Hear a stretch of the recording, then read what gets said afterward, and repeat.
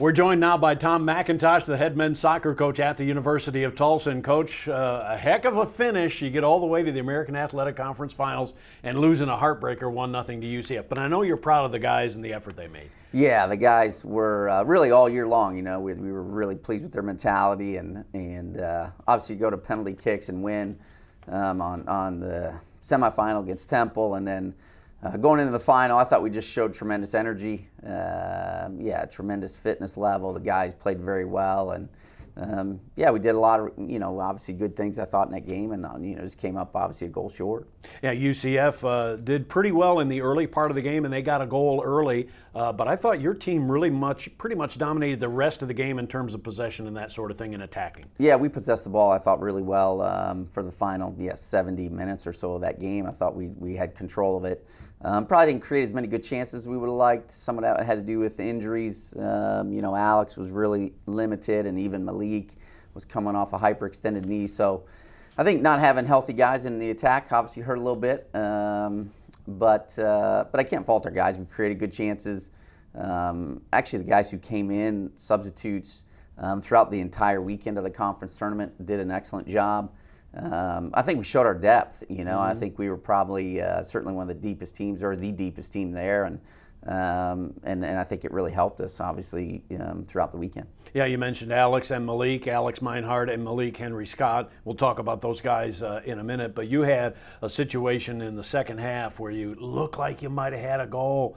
They never got a really good angle for replay, so you can't necessarily blame the official, but boy, as you look at that over and over and over again, it sure looked like a goal, at least for our golden colored glasses, right? Yeah, no, I think it's one of those calls where if they had called it a goal, they couldn't have overturned it to not call it a goal. Unfortunately, the original call was no goal, and so the camera angles that they had obviously weren't great, and that's unfortunate. Obviously, definitely looked to be in, and physics would tell us it was, but in the end, like I said, we had chances, and we know we probably should have converted on a couple other opportunities too, and it is what it is. We just got to live and learn from it. That's college athletics is about lessons, and that's part of our job too, and so I think it was definitely another just teaching moment and learning lesson for our guys. So after winning the first 3 American Athletic Conference tournaments and then not making the next 3,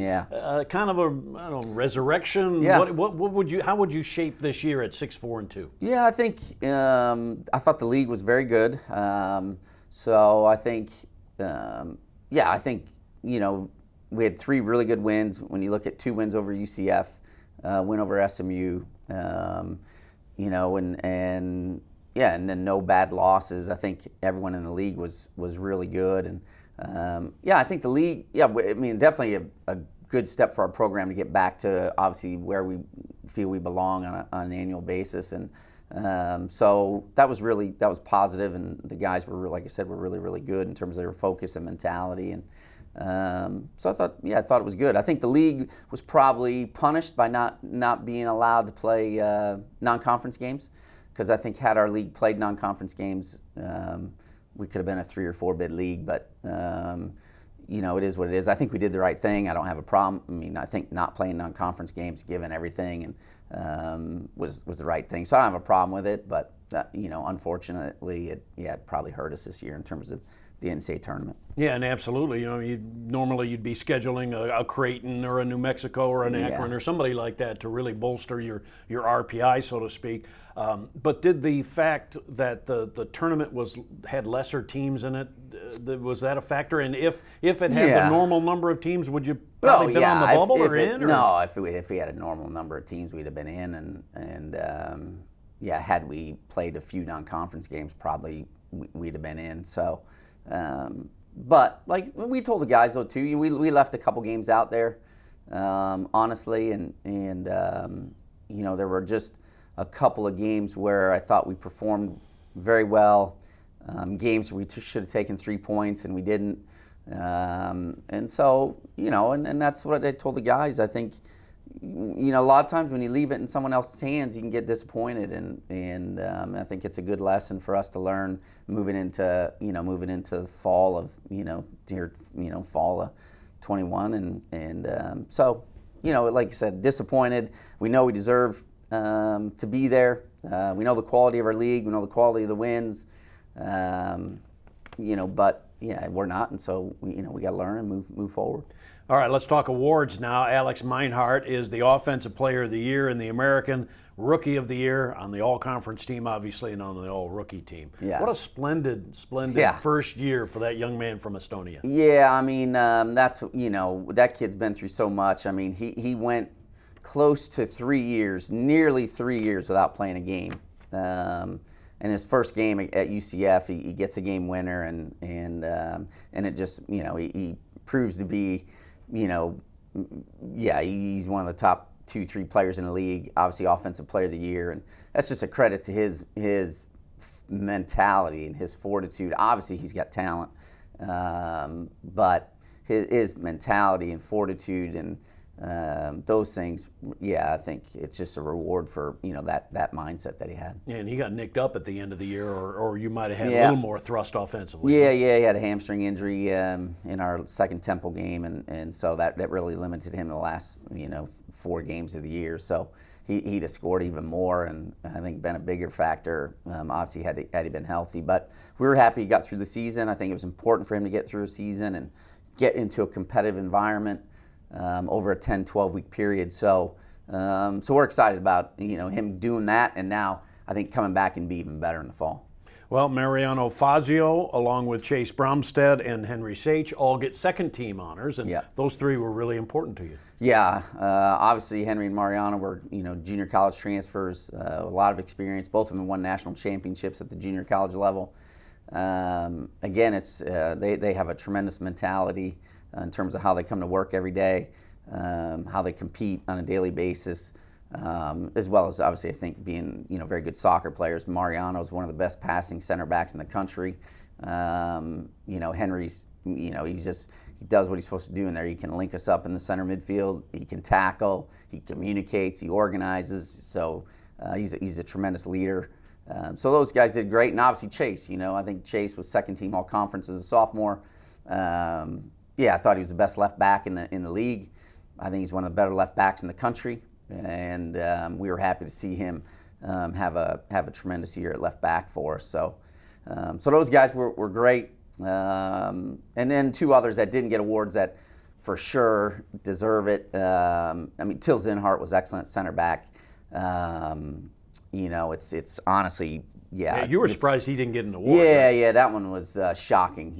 Till's got a chance to be, I think, a very, very good center back. Till's got a chance to play professionally for sure, I think. And then Lucas Klein in goal. Talking about a kid who spent 3 years, as a backup and gets his opportunity. And Lucas was very, very solid, every game. And so. So those guys were really big for us as well.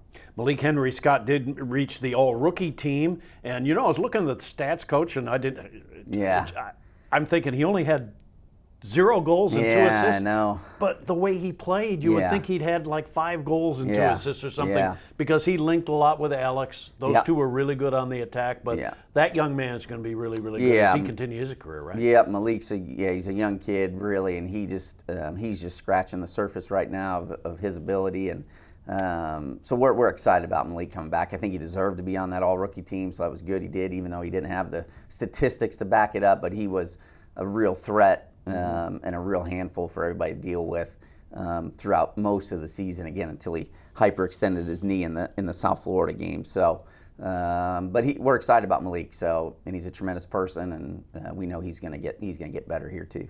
And I ask coaches this as we end their respective seasons, and kind of take a deep breath and go, okay, where are we with COVID, and where are we with guys that may or may not return, and how does that affect recruiting? How is it with your program then?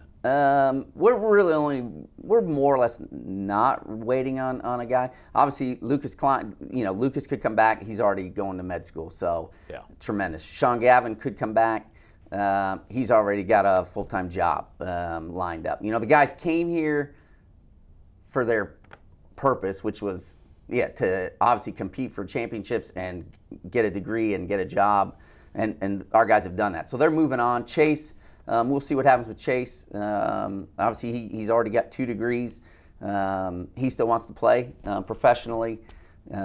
So we'll see what those look like this summer for him. And yeah, there might be an outside chance he would be back. But my goal for those guys is to go, do what they want. They've given everything to the program.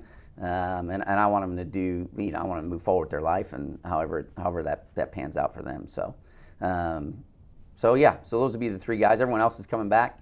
Got a lot of talent, I think, and real quality coming back. And that combined with the new players that are coming in the fall, we're really excited about it. Well, hey, Coach, we forgot one award, Coaching Staff of the Year in the American Athletic Conference. Yeah. How about that? I mean, that's a nice award for you, and especially your staff, the guys that don't get a whole lot of notoriety. Yeah, no, I think for me that award is, one, it's sort of the ultimate team award. It says what your team has done, so it's really a reflection of those guys, and then obviously my staff. And I've been really, really fortunate to have some good assistant coaches over the years. And the group that I have right now they're exceptional, and I couldn't be more thankful and grateful for what those guys do on a daily basis. And so, and it was a new staff, so. Yeah, talk about those. Yeah, guys. Jose Robles came in right at the start of the pandemic, and he's been unbelievable in terms of his work every day, his preparation for training, his recruiting ability.